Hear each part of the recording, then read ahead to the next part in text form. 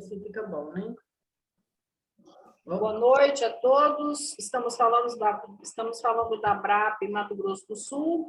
Hoje o tema é libertação do sofrimento e a nossa amiga Maria, psicóloga, vai nos presentear, né, com a preparação, preparou antes a sua palestra. Com você, Maria. Ok, pessoal, boa noite. Boa noite aqui a todos que estão presentes. Boa noite a todos que vão assistir depois.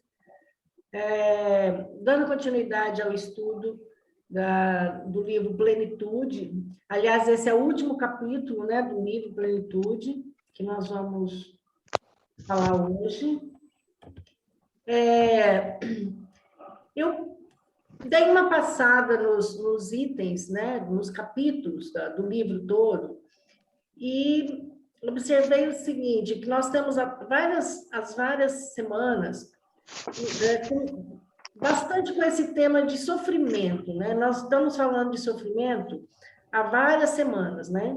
A Joana vem trazendo o sofrimento, a análise do sofrimento, a origem, sensação de sofrimento, né? Então, a maioria dos capítulos tem esse tema sofrimento. E aí, o que todo esse conhecimento que ela traz tem a ver com o título do livro, né? Que o título do livro é Plenitude, né? E aí, no dicionário, a gente vai buscar o que é plenitude, né? Estado do que é inteiro, completo, totalidade, integralidade, né? Então, o que tem a ver esse tema tão forte que é o sofrimento, que ela vem falando durante todo o livro, com essa questão da plenitude. Então, nesse último capítulo, que é a libertação do sofrimento, ela vem fechar essa compreensão, né, do que tem a ver sofrimento com plenitude, e de uma forma muito maravilhosa, assim, o capítulo é muito interessante. Então, vamos lá, eu coloquei todo o texto, porque é um capítulo pequeno, então eu acabei colocando todo o texto, porque não são todas as pessoas que têm o livro, né? Então eu coloquei todo e eu vou ler, e a gente vai dialogando cada um, porque é um capítulo bem intenso, assim, ele fala de muitos assuntos bastante interessantes. Ela começa dizendo assim, diante da infinita gama dos sofrimentos que dilaceram as criaturas, a finalidade da terapia profunda é arrancar-lhe as causas geradoras. Então, ela já vem falar de terapia, né? Dessa necessidade de você ir na causa do sofrimento, né? Ao lado de todo o contributo ético-moral que suaviza o sofrimento e altera-lhe a causalidade, produzindo gêneses saudáveis para o futuro, a assistência médica, quando se trata de questões na área de saúde física, assim como a assistência das ciências psíquicas no comportamento alienado ou nos conflitos da personalidade, são de relevante valor. Então, ela vem dizer que, além da terapia, assistência médica, né, também contribui reduzindo esse sofrimento, principalmente o sofrimento físico, né? Que ela já falou lá atrás, né? De sofrimento de impermanência, sofrimento do corpo, né? E sofrimento da alma. Ela, em outros capítulos, ela discorre bastante essa diferença do que é um sofrimento físico do que é um sofrimento mais de alma mesmo, né? Daí, seja qual for o tipo de sofrimento, e as suas garras produzem chagas de demorado processo degenerativo, que leva, às vezes, à alucinação, ao despautério, à arbitrariedade, especialmente as pessoas destituídas de resistências morais. Então, ela vem sempre dizer que o sofrimento está presente, principalmente nessa condição nossa aqui na Terra, onde nós estamos numa situação de constante impermanência, né? Porque a gente sofre os problemas físicos do ambiente, né? A gente está numa situação que o sofrimento ele faz parte do nosso dia a dia, né? Mas ele vai afetar principalmente as pessoas que têm menos resistências morais, né? Normalmente, a sua intensidade é captada conforme a sensibilidade de quem experimenta, né? Isso a gente sabe, cada pessoa, diante de um tipo de sofrimento, tem reações muito diferentes, né? Uns resistem mais e outros menos, né? O sofrimento, ele vai aparecer conforme, ele vai ser sentido conforme a pessoa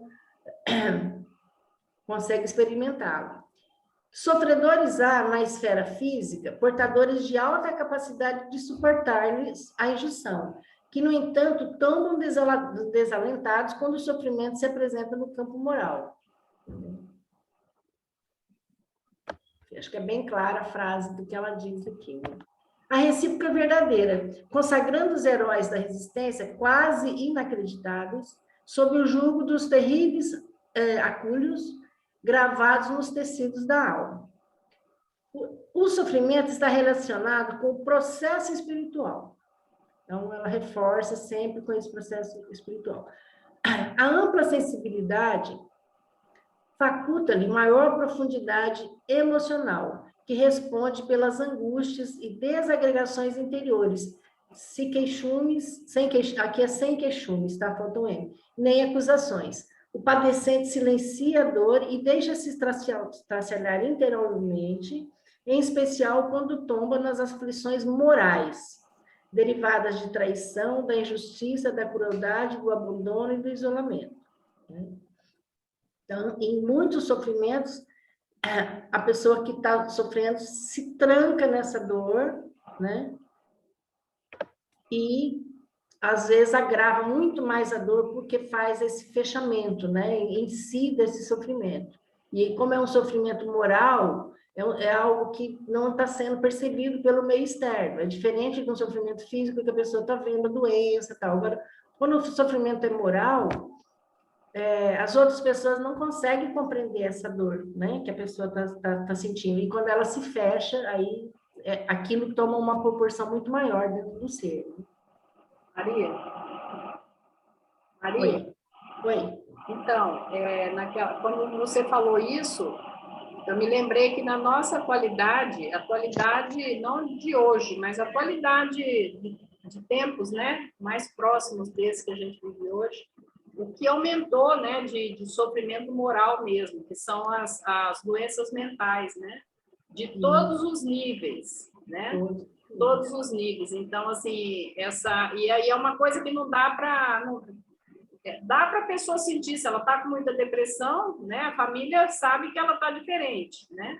Mas, às vezes, a pessoa esconde tanto que só quando ela já não está mais suportando, né? Aquela dor, aquele sofrer, é que ela vai pedir uma ajuda, um socorro, né? E, às vezes, pode estar já crônico aquilo, né? Dificultando a própria recuperação, né?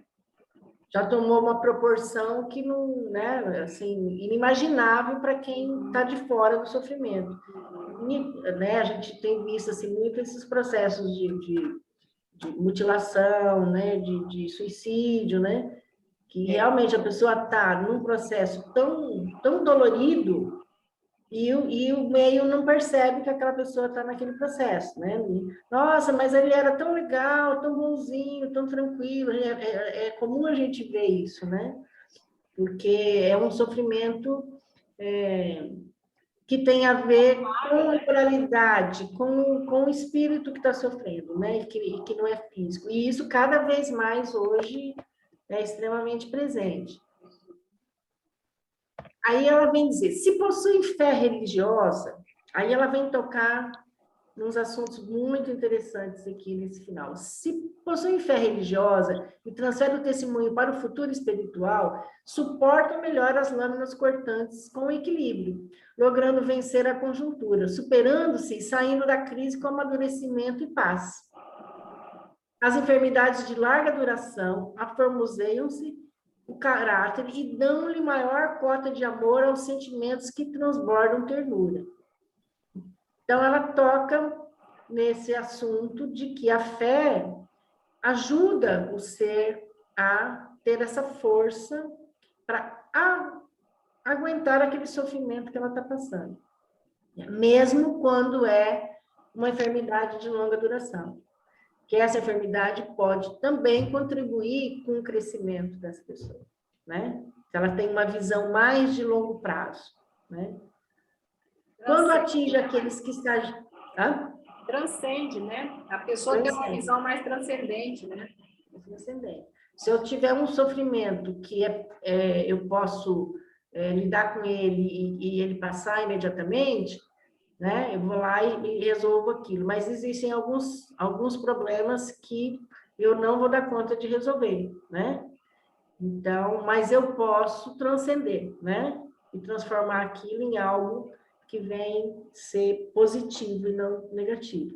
Aí ela vem dizer que quando atinge os que estagiam nas faixas menos evolutivas, as enfermidades brutalizam-nos e ascervejam-lhes as bases do sofrimento, que se desenvolve numa outra direção benéfica.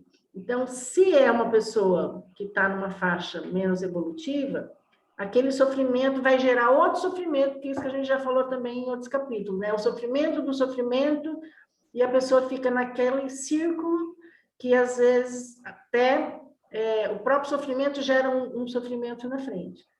Que eu acho que nesse sentido aí, né, Maria, a palavra aí é bem elucidativa, né? A selvagem-lhes, quer dizer, se virar revolta, aí não tem resultado, né? Se virar selvageria, revolta, indignação, aqueles sentimentos que não contribuem para o nosso equilíbrio, vai piorar a situação, né? Exatamente. Quer dizer, então, aqui ela vem dizer que depende da forma como você olha, né? Em que olhar você faz, você olha para esse sofrimento, né? Ele pode estar sendo algo que vai te fazer um salto, um pulo para uma transcendência, ou você vai se brutalizar também por essa dor, né? Aí ela vem falar do espiritismo, olha que maravilhoso, né? O espiritismo, em sua completa estrutura, em razão da sua completa estrutura cultural, científica, moral e religiosa, é a doutrina capaz de equacionar o sofrimento, libertando as suas vítimas. Por quê? Ele vem ensinar a gente exatamente a fazer essa transcendência, né? De que o sofrimento pode ser levado para uma outra vida, pode ser trazido de uma outra vida, né? A gente compreende esse mecanismo, né? Os espíritas conseguem compreender esse mecanismo de olhar além só dessa própria vida, né? Para o sofrimento, como para as potencialidades também, né? Aqui a gente está focando em sofrimento, né? Mas as potencialidades também, a gente compreende dentro da doutrina que isso pode ser herdada, né? Tanto do passado como levada para o futuro, né? Então, tanto a dor quanto a potencialidade de cada um, né? Então, o Espiritismo, ele amplia esse olhar, né? E aí ela vem dizer que é um caminho, né? O Espiritismo, ele tem esse caminho para a gente superar isso. Assim, eu vejo assim, o Espiritismo dá um sentido, né, para o sofrimento, né? Quando a gente busca e encontra na doutrina espírita, né, até hoje, tão rica de literatura, de trabalhos, de personagens, né, como Divaldo, como Chico, enfim, até fora da doutrina, a gente conhece Gandhi, né? Esses espíritos missionários que a gente, se ficar atento, se nós ficarmos atentos para a obra, para a vida, né, para a biografia desses espíritos missionários, a gente entende, começa a dar um outro sentido para o sofrimento. Aí, digamos que pode ficar mais leve, né? Quando a gente consegue compreender a lei da causa e efeito, né? Fátima, falando, complementando aí mais ou menos que a Fátima, esse raciocínio da Fátima, eu estou lembrando aqui, ela falou dos missionários, né? Os missionários, eles trabalham e estão na ação além né? Além do sofrimento. Eu acho que esse é o exemplo nosso, né? Então, o que eu posso fazer com aquilo que me faz sofrer? Eu posso fazer alguma coisa? Se eu posso, eu tenho obrigação de fazer e dever, enquanto aqui nessa experiência, né? Então, assim, a gente precisa não se acomodar. Eu estou sofrendo, vai ser desse jeito mesmo, né? A acomodação no sentido assim, tá, eu concordo com isso, isso me faz sofrer, mas na vida futura vai ser melhor. Não, né? Como a Fátima citou, os missionários, eles produzem muito para a humanidade, apesar do sofrimento, né? Sofrimento, exatamente. É o grande exemplo, né? Começar por Jesus, né? Depois a gente pega Gandhi, né? Que foi tão... Eu fico imaginando, assim, essa pandemia lá na Índia, né? Quantos espíritos ali reencarnados, agora, nesse momento, né? Pensam no Gandhi, né? Quantos, né? Que é uma liderança eterna ali para a Índia, sobretudo, né? Um ícone, né? Um exemplo. Esses ícones, se a gente for olhar, eles tiveram sofrimento físico, o sofrimento das situações do dia a dia, mas muito provavelmente eles não tinham sofrimento moral. Porque eles sabiam o que estavam fazendo e por que estavam fazendo, né? E estavam fazendo pela causa. Então, aquilo que nós chamaríamos de sofrimento, que é sofrer, ou sentir dores, ou sentir falta de alguma coisa, ou, né, ou ser até... Pois é, Maria, me ajuda a entender, vocês aí, Renata e Edna. No caso da Índia, né? Será que esses espíritos todos, assim, na sua grande maioria, na Índia, né? Que a gente sabe que são um dos países que mais tem gente, né? Será que eles esqueceram mesmo, assim, esse consumismo, essa coisa assim, isso fez com que a Índia esquecesse mesmo do trabalho do Gandhi, né? E, assim, às vezes eu fico assim, poxa vida, será que Deus fica assim, de tempos em tempos muda o foco, assim, né? Pá, agora eu vou para a Índia, pá, agora eu vou para a África, agora eu vou para o mundo, agora eu vou sacudir tudo aqui, vou sacudir o planeta todo agora, um vírusinho aqui agora, para todo mundo dar uma mexidinha. A Índia, né, nesse momento, a gente pode dizer que ela, como você começou a dizer, né, Maria, ela é muito, assim, essencialmente materialista? Será que a gente pode entender? Eu vejo a Índia, eu vejo falar da sociedade como coletivo, Fátima, ou você está querendo falar dos indivíduos indianos? O que você está querendo falar? Não, eu estou assim, tentando entender por que a Índia ainda tem, apesar de ter vivido, ter experimentado essa liderança do Gandhi, né? A Índia, como um todo, ela não deu uma alavancada assim, na escala evolutiva, entendeu? Vamos com o exemplo de Jesus. Quanto tempo faz que ele nasceu antes do... É verdade. Pronto, Pronto. Tem gente que não acredita nem em Deus, Fátima. Então, assim, a oportunidade é dada e cada um vai pegar de acordo com o seu tempo, entendeu? É verdade, Isso aí. Valeu, Ed. Bom, aqui ela continua falando do espiritismo, né? A promoção moral proposta pelo espiritismo e a contribuição extraordinária que dá pelo fato de ser a alma imortal, né? Herdeira dos seus próprios atos, que equivocados são geradores do sofrimento, né? Isso aqui realmente é uma compreensão que o espiritismo nos dá, né? De que nós somos herdeiros de nós mesmos. E isso muda tudo quando a gente vai entender o sofrimento, né? E a reencarnação, e cujo renascimento no ser espiritual se depura mediante não raro sofrimento, né? Também isso a gente compreende bem dentro do espiritismo. E aí ela diz que constitui terapias irrecusáveis no programa de eliminação de dor no homem e na Terra. Então, a reencarnação, a depuração desses sofrimentos, né? É uma terapia para a melhoria, né, daquele ser, né, a depuração, né, no sentido de melhorar, tanto dele quanto da Terra, de todo o planeta. Né? Você sabe por que eu lembrei do Gandhi? Que eu ouvi aí, não me lembro mais onde foi, um comentário fazendo referência ao Gandhi, uma passagem bem interessante, que quando ele estava fazendo uma dessas missões dele para Londres, e ele foi recebido como um chefe de Estado, e tal, com toda aquela pompa e tal. E aí um dos acompanhantes dele, seu Gandhi, tal, vamos visitar um shopping, tal, nós vamos fazer um passeio, porque um shopping, assim, Gandhi no shopping, né? Nada a ver, né? Mas aí, para ser educado, ele aceitou e tal, naquele lugar assim de muitas lojas, nem sabia se tinha shopping naquela época, mas que aí ele falou, mas não me interessa, shopping. Ficaram lá tantas horas, aí eu peguei essa frase, assim, para, sobretudo nós, mulheres, que somos bem ainda tocadas com essas coisas de consumismo, assim, né? E disse que ele respondeu, né?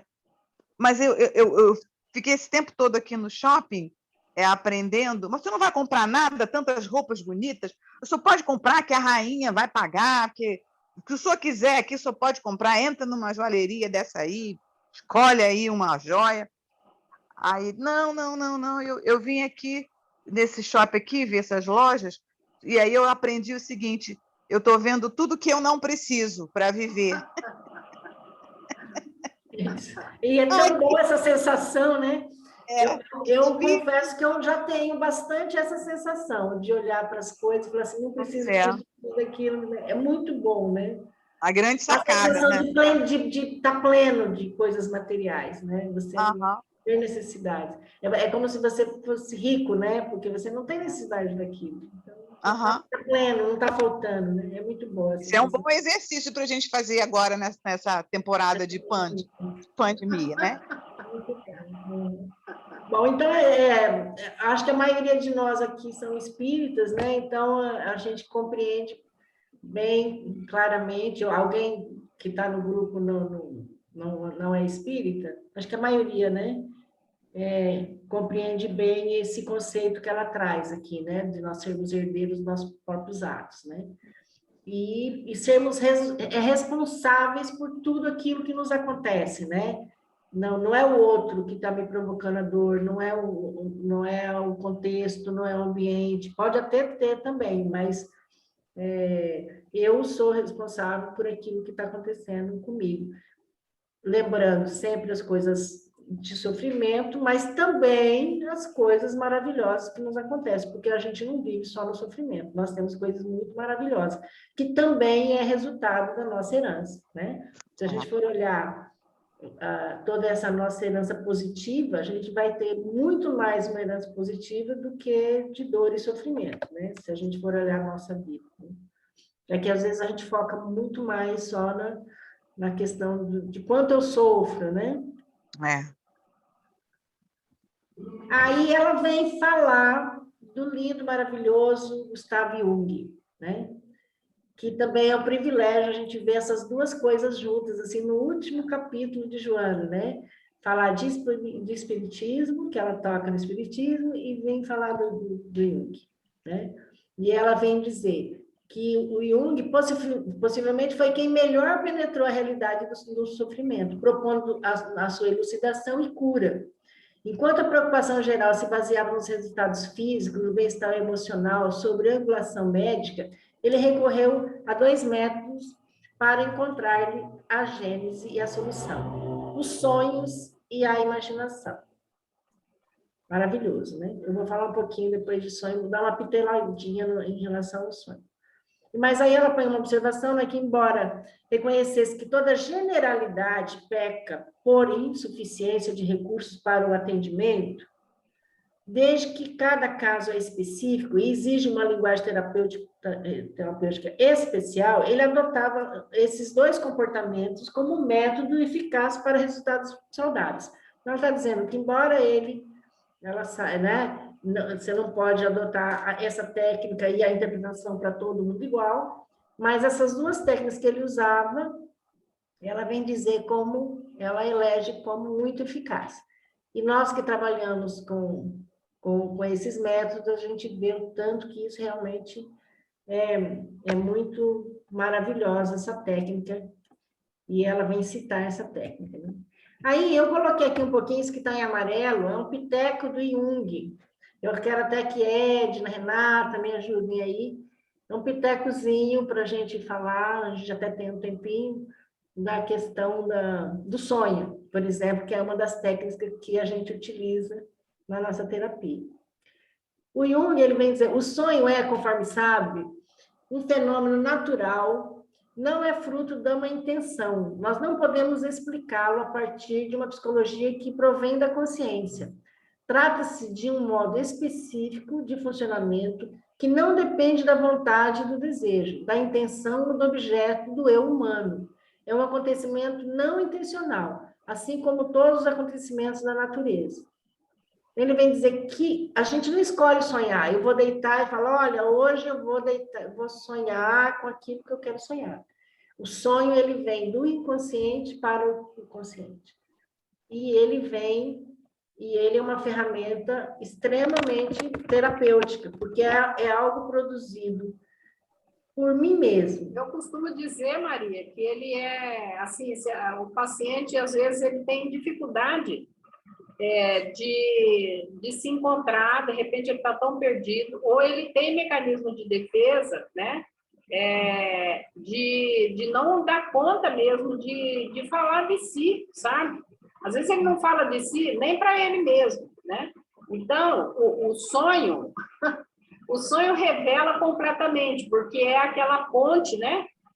Que o ego faz, né? Que vem lá, conteúdo lá da estrutura psíquica, a gente fica sabendo como é que está interno daquele paciente, né? A estrutura psíquica mesmo, como é que está, em que grau que está, que recado que está mandando, né?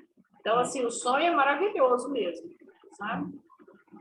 E ele traz, e quando o sonho chega para a consciência, ele faz muito sentido para a pessoa, porque é algo produzido por ele mesmo. É diferente da pessoa ter um problema e eu dizer para ela, olha, é por aqui a solução, ou é por ali, né? Quando eu falo, é uma voz externa.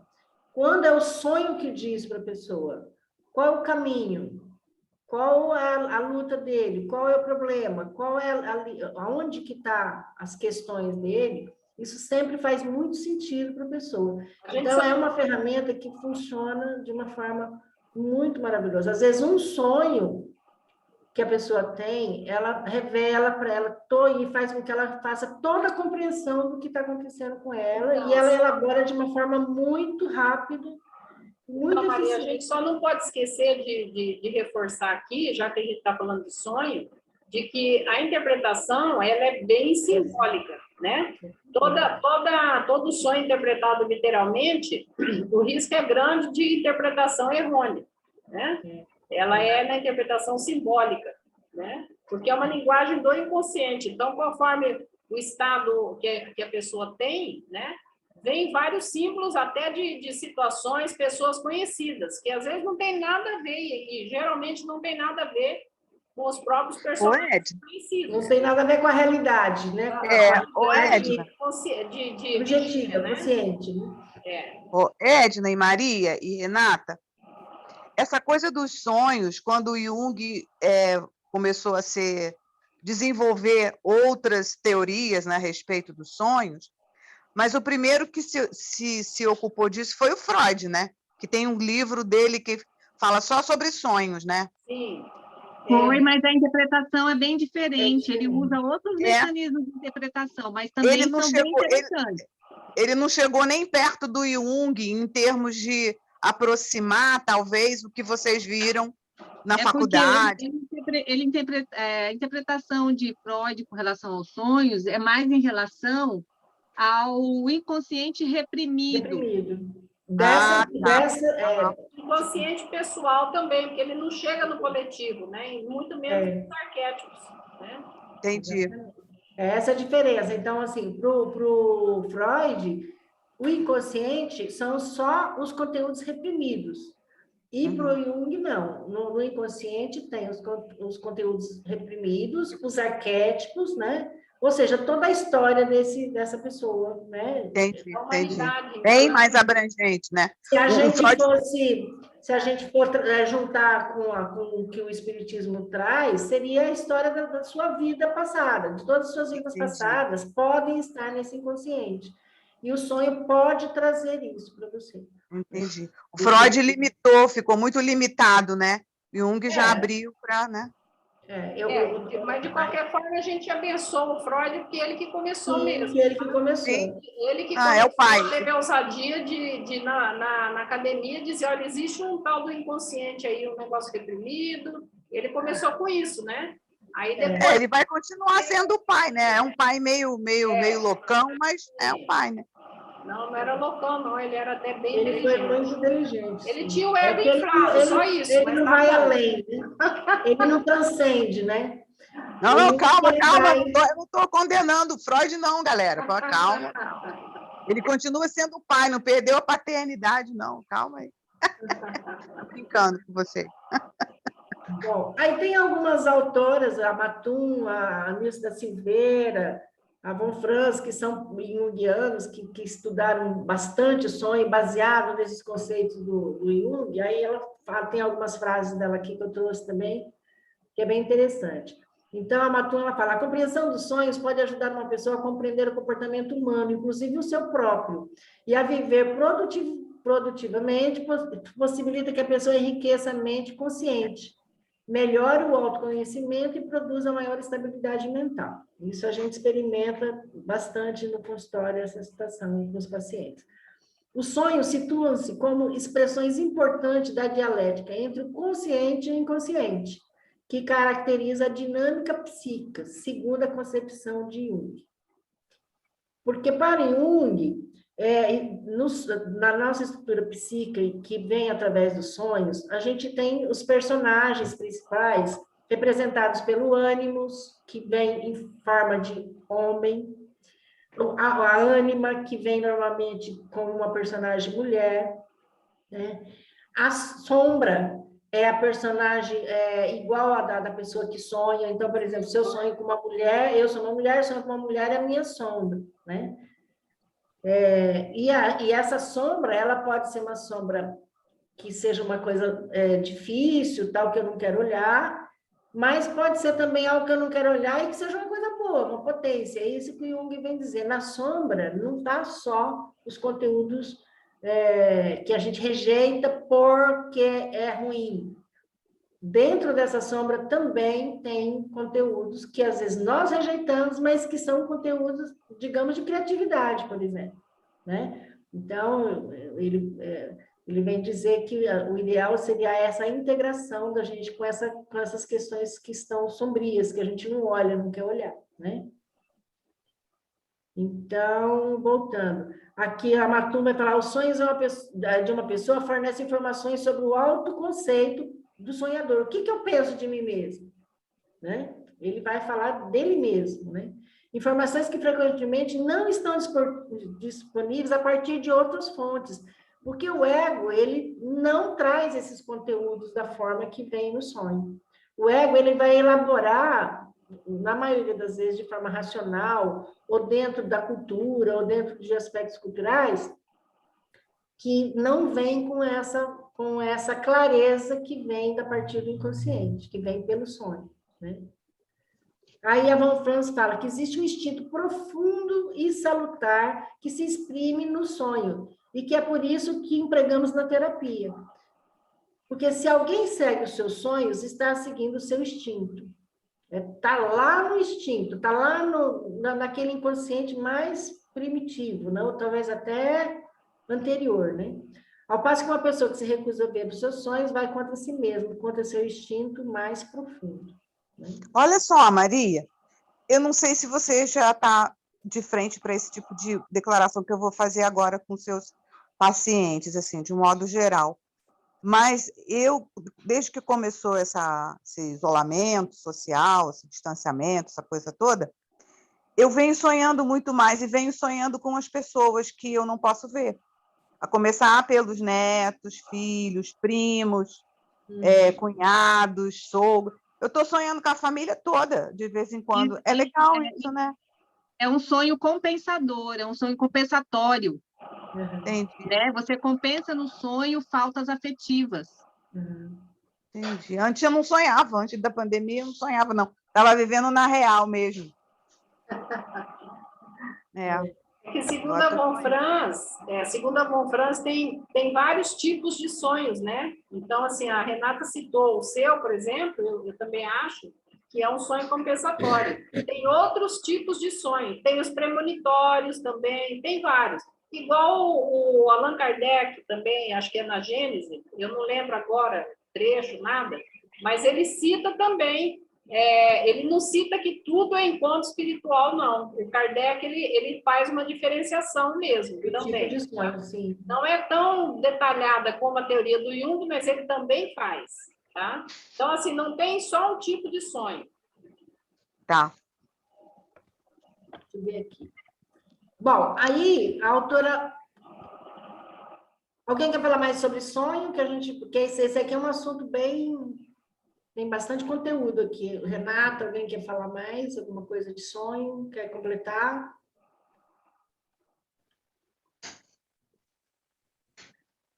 Vamos seguir. Bom, esse que está em branco é a fala da autora, tá? Ao mesmo tempo, Jung recomendava o apoio religioso, portador de excelentes contribuições para a cura da alma, na qual se sediavam todas as causas dos sofrimentos, que ela também se apoia nisso, né? Ela também recomenda. A individuação e a marcha na direção do luminoso constituem valiosos mecanismos terapêuticos para os problemas dos pacientes que o buscavam. Aí eu também estou colocando aqui um pouco do que é religião para Jung, né, que tem um conceito um pouco diferente, e é diferente, inclusive, do conceito religioso, por exemplo, que nós lidamos, né, mas também tem a ver uma coisa com a outra. Religião para Jung, o Jung usava essa palavra religião no sentido de relígio, de religar, tornar a ligar. Religar o consciente com fatores do inconsciente, a fim de que sejam tomadas em atenta consideração. Ou seja, a religião também era um processo para Jung, um processo de algo que vem do inconsciente para o consciente. Eu acho que o Jung pegou essa definição e usou, porque a gente aprende, né? Isso é latim, né? Ele religar você com Deus, né? Então, para não se sentir só, o homem, aspas, né? Inventou Deus para estar sempre acompanhado, né? De preferência bem acompanhado, que é com Deus, né? E aí ele vem dizer que esses fatores se caracterizam por suas fortíssimas cargas energéticas e de intenso dinamismo. Aqueles que os defrontam falam de uma emoção impossível de ser descrita, de um sentimento de mistério que faz estremecer uma experiência de luminoso. Ou seja, é algo que vem, né, do inconsciente e te invade, né? É isso que ele chama de religião, essa religação com essa coisa muito maior que a gente experimenta, né? É arrebatadora, né? Ele fala um pouco mais aqui. O luminoso, o Jung se utiliza desse termo, que na verdade não é ele que postula esse termo, é esse Rodolfo Otto, né? Que diz respeito a um efeito que, independente da nossa vontade, ele se apodera e domina o sujeito, é algo que te invade. Pode ser a propriedade de um objeto visível ou de um influxo ou de uma presença invisível, produzindo um efeito especial na consciência. E menciona aqui, grande número de práticas rituais que existem nas religiões e tal, são executadas unicamente com a finalidade de provocar deliberadamente o efeito do luminoso, mediante certos artifícios mágicos, como, por exemplo, a invocação, a encantação, o sacrifício, a meditação, a prática do yoga, mortificações voluntárias e outros tipos. Então, são evocações que a gente faz, são ritos para sentir essa experiência de luminoso, esse religar, né? A religião, para Jung, não se refere a uma determinada profissão de fé religiosa. É uma manifestação espontânea do inconsciente, em cuja base se acham conteúdos que não são encontrados na consciência. Uma confissão religiosa se funda originalmente na experiência de caráter do luminoso e na fé e na confiança em relação a uma determinada experiência dessa importância e na mudança de consciência que daí resulta. Que normalmente, quando você passa por essas experiências de luminoso, e sempre acontece uma transformação, né, do ser, né? Aquilo invade de uma forma tão intensa que a pessoa ela acaba se transformando a partir dessa experiência. Isso é bastante, já é relatado, né? O termo religião refere-se à atitude peculiar de uma consciência que foi invadida pela experiência do luminoso. Então, esse é o conceito de religião para Jung. E a individuação. Ah, peraí que o pessoal sumiu aqui. Deixa eu achar vocês de novo. Tá. A individuação. O que o Jung vem dizer desse termo, que é a individuação? É um processo que significa tornar-se um ser único, alcançar uma singularidade profunda, tornar-se consciente daquilo que se é, tornar-se completo. E é uma tendência instintiva a realizar plenamente as suas potencialidades inatas. Então, aqui, para Jung, individuação não é tornar-se perfeito, evoluído, não é isso, não é nesse conceito. É tornar-se aquilo que você é, porque ele vai considerar que você já é algo e que você precisa se tornar completo. Então, a partir do momento que você se livra do sofrimento, se livra dos complexos, consegue integrar o seu ânimo, a sua ânima, a sua sombra, né? Quando você consegue integrar todas essas instâncias psíquicas em você, você torna-se uma pessoa completa. Ou seja, quando você não rejeita nada daquilo que você é, que é o que a gente faz muito isso e por isso vem o sofrimento. Nós rejeitamos as nossas partes, porque a gente, essa parte não é legal, aquilo não é bacana, eu não gosto disso em mim, então eu rejeito algo que sou eu. Né? Maria, eu acho que a gente primeiro tem que entender, aceitar, como diz Joana, né?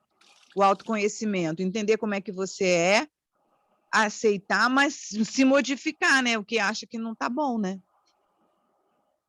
Eu tenho informação de outras fontes, né, em relação ao conceito de individuação, dizendo que ele é um processo natural de todo ser humano, né? Ele é um processo natural. Então, por exemplo, não adianta, não, então agora eu vou me individuar, e aí começar o esforço egóico, né? Segundo essa outra fonte, o processo é natural. Então, não adianta adianta sim isso que a Maria falou, mas não adianta eu ter esse objetivo. Não, agora então eu vou partir para a minha individuação, né? Um sistema egóico, não é por aí. Né?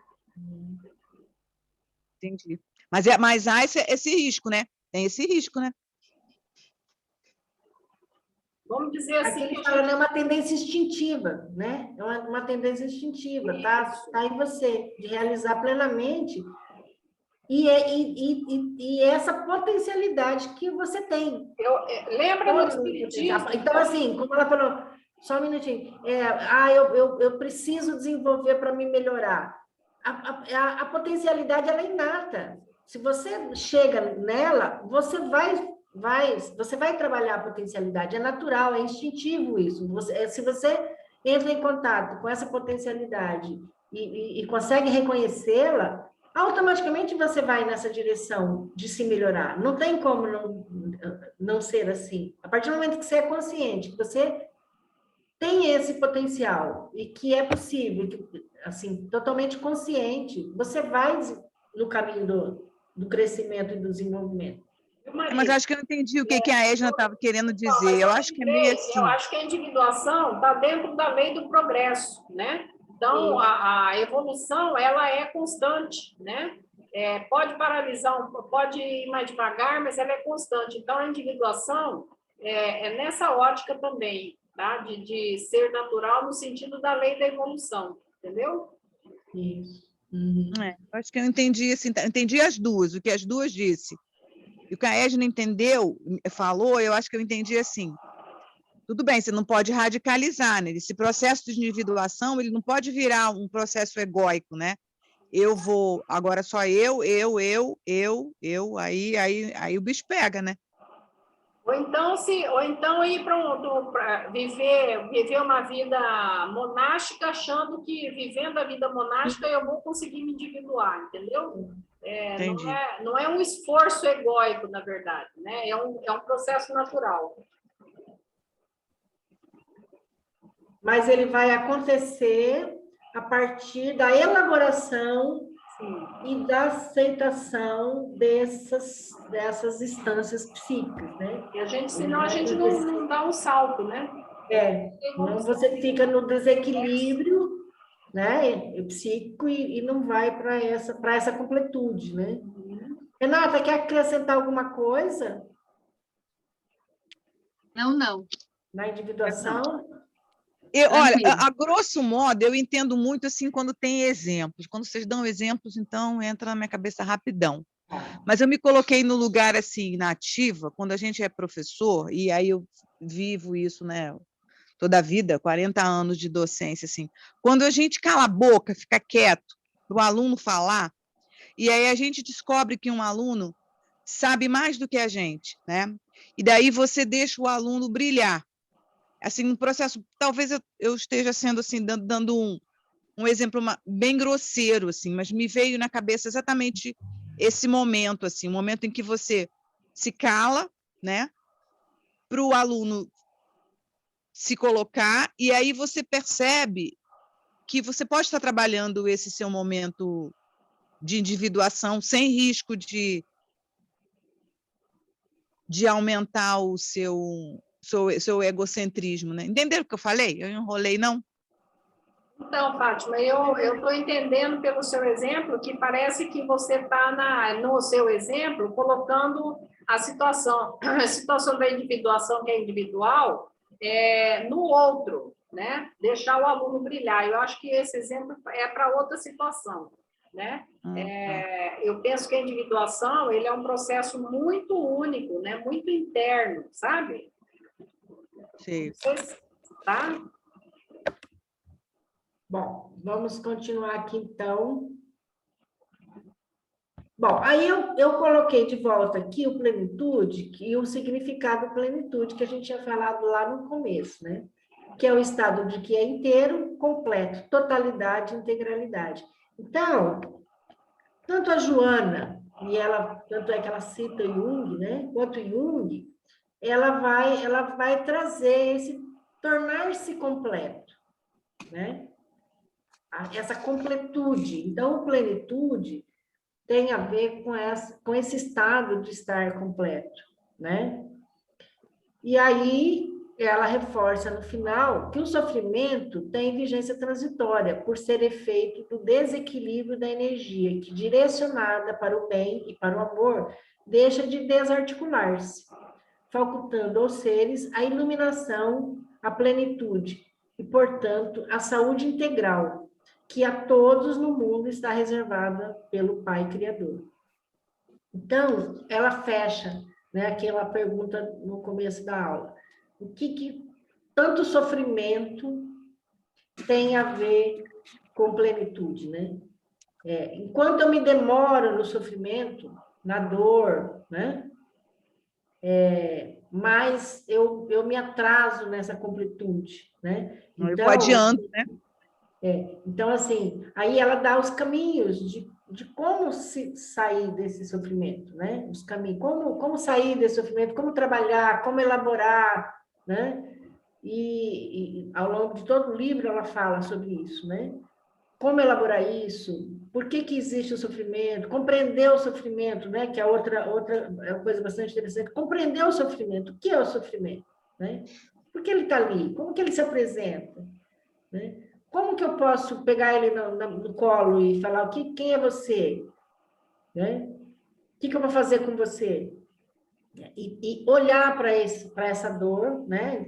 O tempo todo ela fala disso no livro, olhar para essa dor, olhar para esse problema, para esse sofrimento, Porque transcendendo esse sofrimento, você vai chegar na completude, né? Nessa totalidade, que é a saúde integral, né? Que é uma saúde que a gente vai entender com menos sofrimento, com menos dor, que a todos no mundo está reservada pelo Pai Criador, ou seja, está no destino da gente, no nosso instinto, essa completude, que também o Jung vem falar disso, né?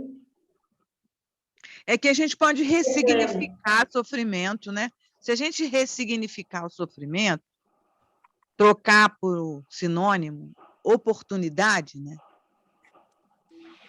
É isso aí. Né? Se fica mais simples da gente digerir, e aí a gente entra nessa batidinha das recomendações da Joana, né? Porque se você troca o significado do sofrimento de dor, e você trocar o significado por oportunidade, à luz, sobretudo, dos postulados da doutrina espírita, vai ficando mais leve, né? Agora, uma coisa que hoje eu percebo como misericórdia, né? Divina, mas não foi sempre assim, mas eu entendi isso até por experiência própria, assim. Se eu preciso aprender algum passo, né, no sentido da minha evolução, no sentido da minha individuação, e eu ainda não aprendi aquilo, novas oportunidades, e aí são as vicissitudes, né? Novas oportunidades vão surgir, né? Até que eu aprenda. Então, muita gente fala, mas de novo, eu estou repetindo isso, né? Com outro tempo, outra história, né? A essência é a mesma. Outro personagem, né? Mas estou repetindo isso de novo, né? É porque... Está repetindo de ano. Aí tem coisa que a gente não aprendeu ainda, que a gente... E aí a própria vida, né? Eu digo que a misericórdia divina oferece essas oportunidades para a gente, né? Essas oportunidades, essas pedrinhas de novo no caminho para a gente ver se a gente consegue enxergar essa pedrinha, amassar essa pedrinha, fazer dessa pedrinha alguma outra coisa, né? Aprender, porque se a gente aprender, não volta mais, gente. Pode fazer experiência. Se a gente aprendeu, não volta mais, entendeu? É bem por aí. Né? Não precisa, né? Para que a gente vai ficar repetindo? A gente tem que mudar de ano, né, Fátima? O professor tem que mudar de ano. Então, se eu já aprendi, eu não vou voltar para aquele ano que eu tive que repetir, né? Isso aí parece teoria, mas se a gente levar para a nossa prática, é bem verdadeiro isso, sabe? Sim. Isso é uma verdade, porque quem tem mais de 60 anos aí no grupo já pode até verificar isso na própria vida. Exatamente. Né? Você não repete mais aqueles erros que você cometia quando você tinha 15 anos, 20 anos. Né? Você sabe que ali não vai prestar, ali não vai dar boa coisa. Né? Não vai dar bom. Vai dar ruim. Se começar a fumar, se começar a beber, se recomeçar a fazer isso tudo que já fazia antes, não vai prestar, né? Sobretudo quem já parou, né? Quem fumou não fuma mais, quem bebeu não bebe mais, quem era estribado não é mais estribado, né? Quem era intolerante, muito, já está mais ou menos. Então, é uma questão de experimentar, né? Lá no xizinho você tira. Lá em cima, aqui, ó, no X. Aqui, né? Isso. Tá, vou tirar. Ok. Aí. Ok. Então, agora sim. O resto do pessoal quer falar alguma coisa sobre esse tema? Quem está aí? Renata, Norma, Maria Patrícia, a Lídia, Maria Patrícia, a Ângela. Se vocês pudessem aparecer um pouquinho só, assim, fica livre também, se não quiser, tá? Mas... Olá,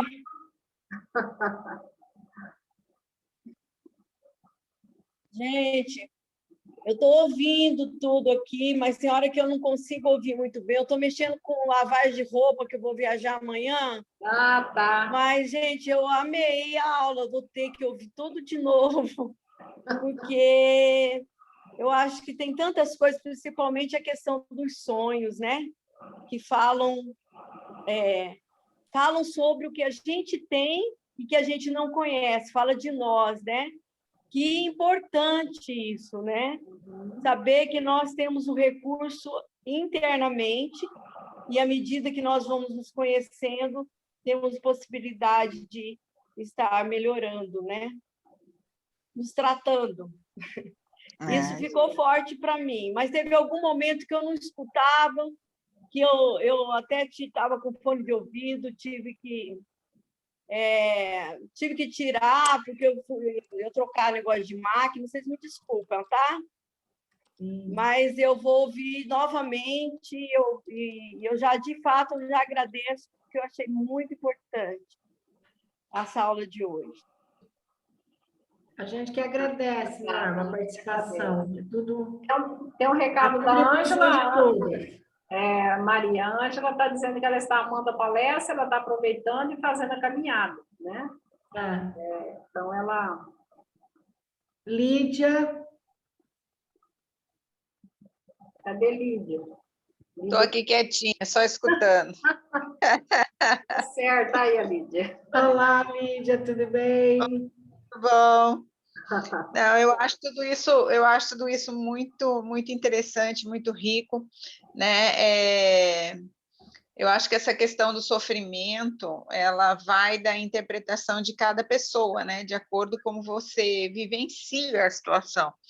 O que para mim é mais significativo, mais forte, mais difícil, para uma outra pessoa pode ter uma outra significação, né? Ela pode lidar com essa situação de uma forma mais leve, talvez, né?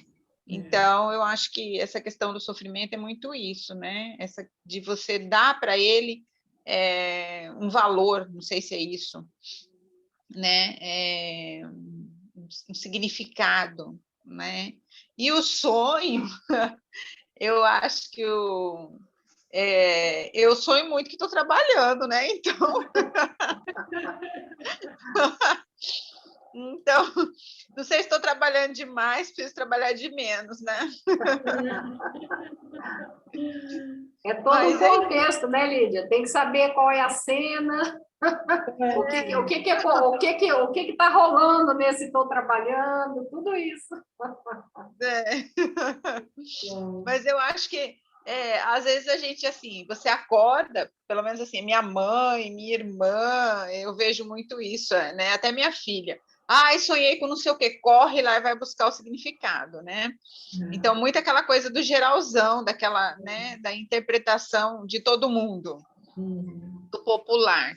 Não ligado a você, né? Ao seu pessoal, às suas experiências, suas vivências, mas aquela coisa do popular, né? Então, eu acho que a gente, às vezes, busca uma solução mais rápida, né? Mais fácil. E, às vezes, aí não consegue compreender a linguagem, né? Do que realmente o inconsciente está querendo dizer.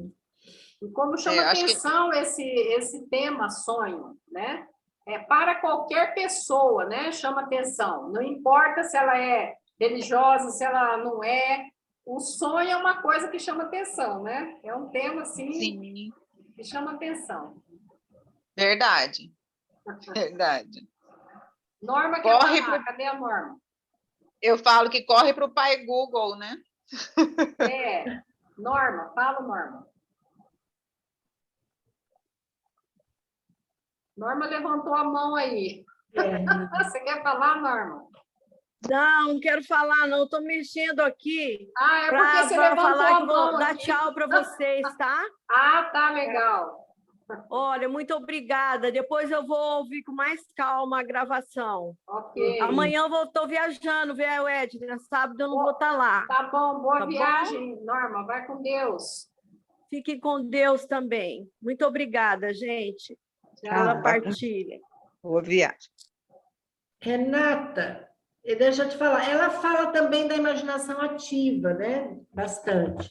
Você é uma especialista em imaginação ativa. Você não quer falar um pouquinho, assim, o que encaixa dentro desse assunto também, de como que a imaginação ativa chega nesses conteúdos também, que é uma técnica... A imaginação ativa, ela é como se fosse um sonho acordado, né? em que a pessoa, através das imagens que o inconsciente vai mandando no momento, né, ela vai tendo uma experiência com essas imagens, né? Então, assim, é um sonho que se sonha acordado e ainda se relacionando, né? E se relacionando com essas imagens, né? Uma consciência mais desperta, né? Só que aí a Dá para fazer no tá mais verbal e desperta. também no escrito, diálogo escrito, né? Dá para fazer os dois. A imaginação ativa é bem interessante mesmo essa técnica da imaginação ativa, porque as pessoas acham que não vai vir nada, né? Acha estranho. Aí depois, quando elas começam a perceber que elas estão interagindo com algo que não existe, é um mergulho no subjetivo que o ser humano já perdeu há muito tempo. E é um resgate muito difícil esse, né? De você se lançar a esse mundo do simbólico, imaginar o subjetivo, o inconsciente, de valores, né? Que são valores nossos, né? Que a gente coloca para fora. Mas aí depois também que a pessoa percebe que consegue fazer e que dá certo, é bem interessante, porque aí começa a ter uma outra visão de vida, né? Ô, Renata, você pode Oi. me dizer se que eu vou falar para você que pode se encaixar nesse conceito de imaginação ativa? Olha só, desde que começou a pandemia, eu gosto de ouvir uma visualização terapêutica proposta pelo Divaldo, tá? Uhum. Então, ele vem com sugestões, né? De visualização. O nome está dizendo, né? Visualizações. Então, ele, olha, visualize um campo verdejante, uma cachoeira, um lago, um jardim, né? Uhum. Isso aí a gente pode, e aí depois ele vai, né? Até a Edna falou para mim e para nós aqui há um tempo atrás que isso não é técnica de meditação do Divaldo, é visualização, né? Mas que, porém, contudo, todavia, isso aí não é um aquecimento para meditação? Essas visualizações? Para meditação? É Mais ou menos como se fosse uma meditação guiada, né? Tá. Não é nem um aquecimento, eu colocaria assim como é um tipo de meditação, né? Porque a meditação ela não existe de um jeito só, né? Ela existe de várias maneiras, né? Uhum. É que, às vezes, dependendo de como está a minha agitação mental, né? Tem vezes que eu consigo, com 5 minutos, assim, no máximo 10 minutos, nossa, eu vou ficando tão calma, batimento cardíaco vai assim, ficando normalzinho, respiração. E quando eu acabo, normalmente eu gosto de fazer isso de manhã, sabe? Eu levanto assim com uma energia boa mesmo, maravilhosa, sempre eu fui assim, né? O meu lado da manhã até a hora do almoço, eu sempre entendi, sempre, né? Quando estava com 20 anos para cá, que tudo que eu fizesse de produção intelectual e produção braçal, lavar, passar, cozinhar, nananana, estudar, é até a hora do almoço. Da hora do almoço para... Isso aí a medicina oriental explica também, né? Cada um tem o seu período mais ativo, mais produtivo em determinado período do dia. O meu eu tenho certeza que é na parte da manhã. Mas, então, concluindo, de vez em quando eu faço essa experiência comigo, o dia, para mim, é bem mais produtivo dos dois lados, tanto intelectualmente, eu me sinto com mais vontade de ler, de aprofundar, de comparar uma literatura com a outra, de criar na cozinha, fazer uma receita diferente, sobretudo nessa época assim, de pandemia. Então, para mim, só sei falar de mim, né? Funciona bem, como se fosse uma... Como é que você falou mesmo? Um negócio que eu já esqueci o termo, Renata. o Meditação quê? guiada. Meditação. Não, que você falou anteriormente. Meditação guiada, ela falou. Não, Renata falou outra coisa. Deixa ela falar, que aí eu lembro aí de novo. Ela começou Não, a... eu falei, você me perguntou da questão se a visualização terapêutica que o Divaldo faz, se pode considerar uma pré-meditação. Sim, né? isso foi a primeira dúvida, porque você falou, você usou um outro termo anteriormente, é que eu já esqueci qual era o termo. Mas deixa para lá. Na gravação você olha, você ouve. Ela falou de alguma coisa criativa aí, não é? A Maria Patrícia estava querendo falar, tá? A imaginação ativa. A imaginação ativa é completamente diferente disso. Ah, tá. A imaginação ativa é uma técnica utilizada pela psicóloga em consultório. Não, a imaginação ativa é diferente de visualização terapêutica. A visualização terapêutica, ela é mais próxima do que se chama de imaginação criativa. É diferente. A imaginação ativa são símbolos e imagens que vêm puras do inconsciente. Você não induz a pessoa a pensar de certa forma ou de outra forma, a criar uma imagem. Não. É diferente. Então essa que o Divaldo propõe, ele induz a gente a Isso, é uma visualização terapêutica, ele vai induzindo, né? É como se fosse uma meditação guiada, né? Tá, entendi. Obrigada, Renata. Maria Patrícia quer falar, gente. Olá. Eu não conhecia os livros, né, do Divaldo, da Joana, e gostei muito do Plenitude. Quero mais para frente, com mais oportunidade, fazer a leitura na íntegra, né? Porque eu já peguei o livro, já estava andando. Mas eu gostei muito e quero ler outros, né?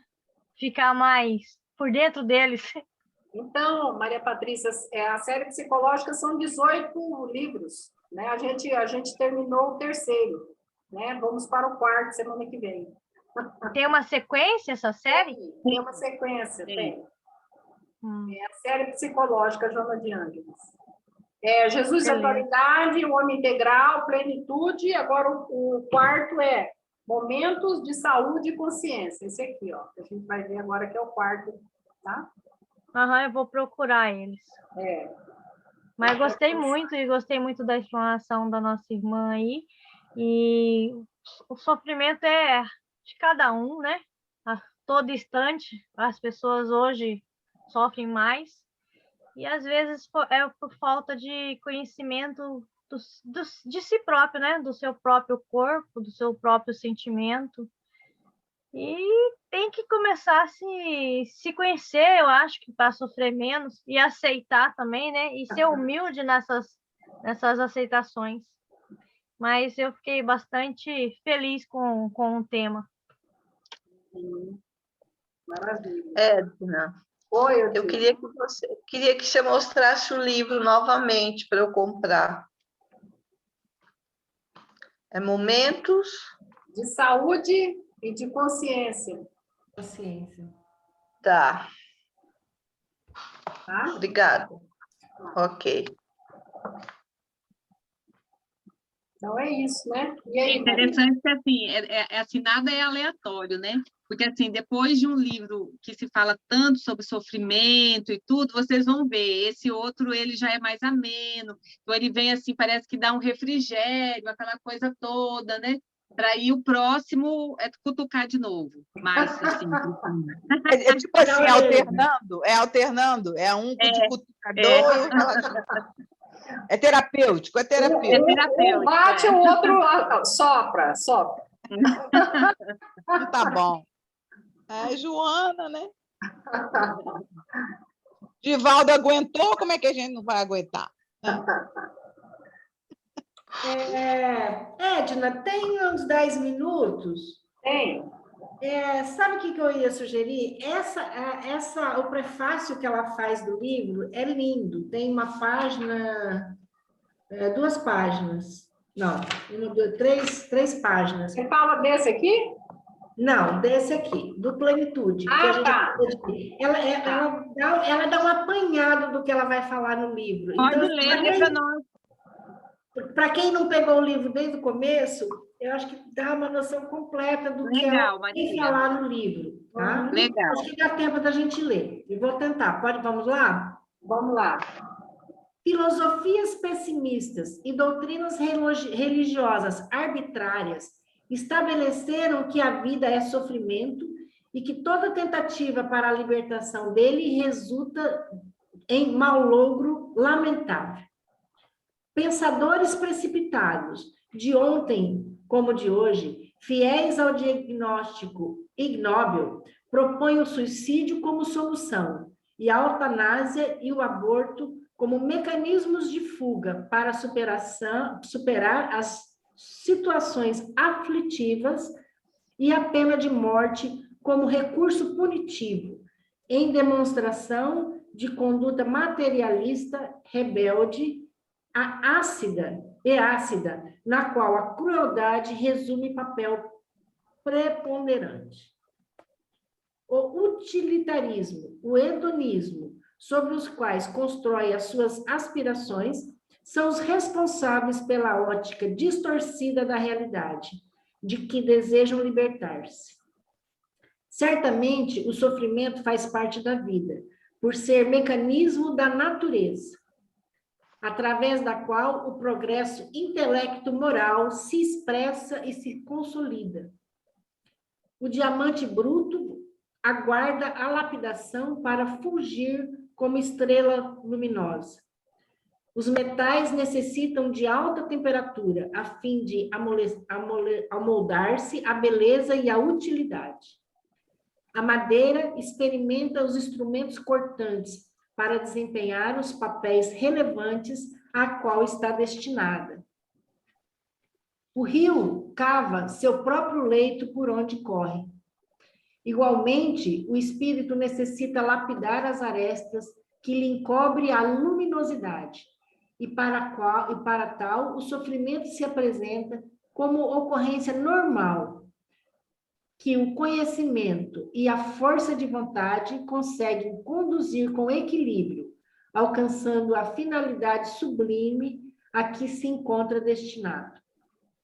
O sofrimento, por outro lado, está vinculado à sensibilidade de cada um, variando, portanto, e adquirindo dimensões diversas. A dor do bruto apresenta-se aselvajada e perturbadora, explodindo em agressividade e loucura. O sofrimento do asceta e do santo se expressa como anseio de libertação e crescimento íntimo.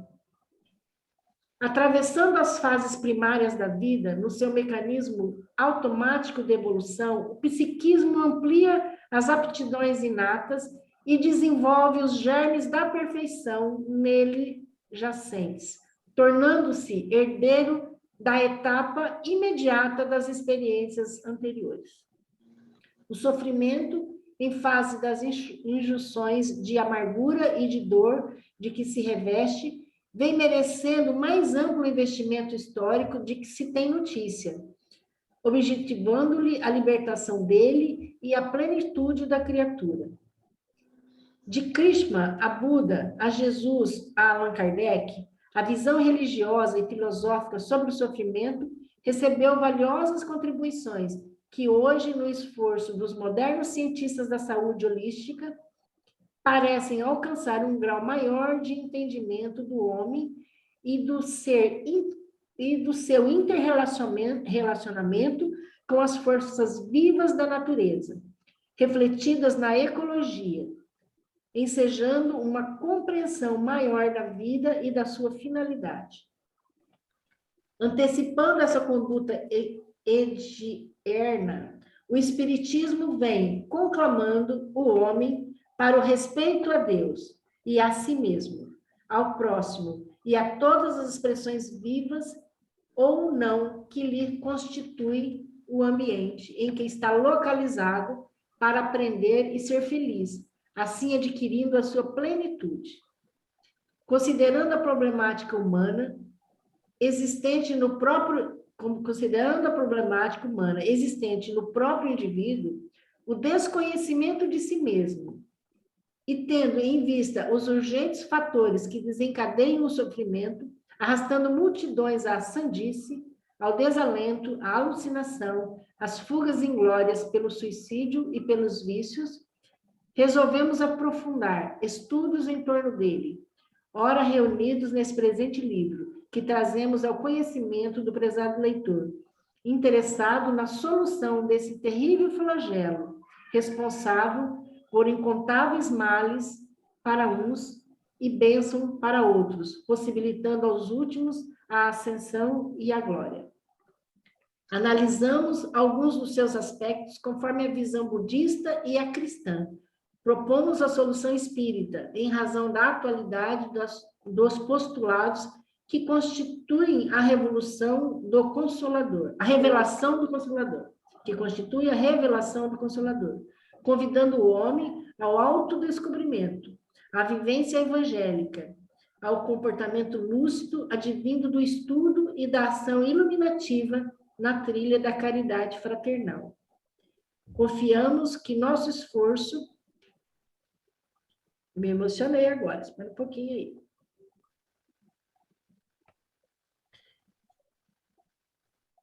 Confiamos que o nosso esforço irá contribuir para o esclarecimento dos nossos leitores, induzindo-os à aquisição da plenitude, em paz e saúde, inteiramente livres do sofrimento, constituindo o amor como fonte viva de revelação íntima e geral.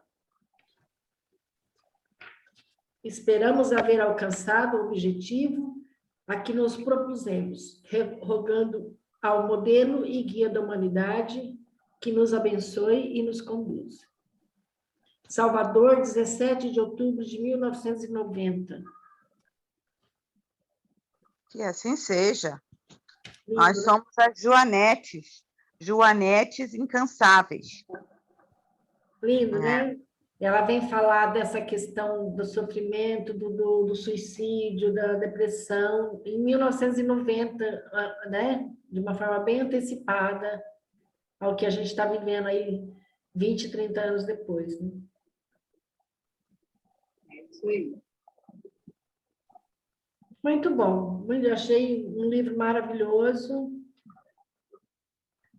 É um livrinho pequeno, né? Mas assim, muito profundo, muito conteúdo. Muito aprendizado para nós, né? Quando a gente tem o propósito de se auto-melhorar, né? Auto-evoluir mesmo. Se eu não estou equivocada, foi esse livro que foi a base do trabalho de mestrado do Milton Menezes, um psicólogo que fez o mestrado lá na UFRJ. Muito interessante. E o título do livro dele, eu saí dando de presente, assim, quando eu fui fazer o meu mestrado lá na UFRJ, esse livro já tinha sido publicado já, sei lá, quase 10 anos. Mas como o meu mestrado foi dentro da UFRJ, na Faculdade de Medicina, eu, na minha prepotência, no meu orgulho, na minha vaidade, eu achava que todo mundo, todos os médicos ali tinham que ter aquele livro, que ler aquele livro. Porque as referências biográficas atrás do livro do Milton Menezes, assim, 70% era doutrina espírita. Mas como é que você vai presentear um médico, né, com uma formação acadêmica, basicamente, sem essa parte espiritualista? Só eu mesma, né? Minha viagem prepotente, né? Falei, não, eu vou empurrar isso aqui, e eu ia dando de presente. Eu comprava, todo mês eu comprava um, né? Aí dava um para o diretor do departamento, dava para a vice, dava para o docente, saía dando. Foi quando começou a dengue, eu me lembro muito bem quando começou a dengue, os primeiros casos, assim, antes de vacina, no Rio, e essa diretora do departamento da medicina nuclear, ela pegou dengue, e ela parou tudo. Teve que parar, forçar, foi internada e tal, com complicações, né? Aí eu fui lá visitá-la. O que eu fiz? Peguei o livrinho, pimba. Aí dei pra... Olha, depois ela falou assim, aquele livrinho, hein, que você me deu, hein? Você sabe que eu sou ali porque eu fiquei internada, né? Porque aqui eu não paro de trabalhar, né?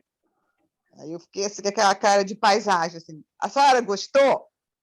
Aí ela falou, adorei. Falei, pois é, o título do livro é O Sentido do Sofrimento, do Desafio à Superação.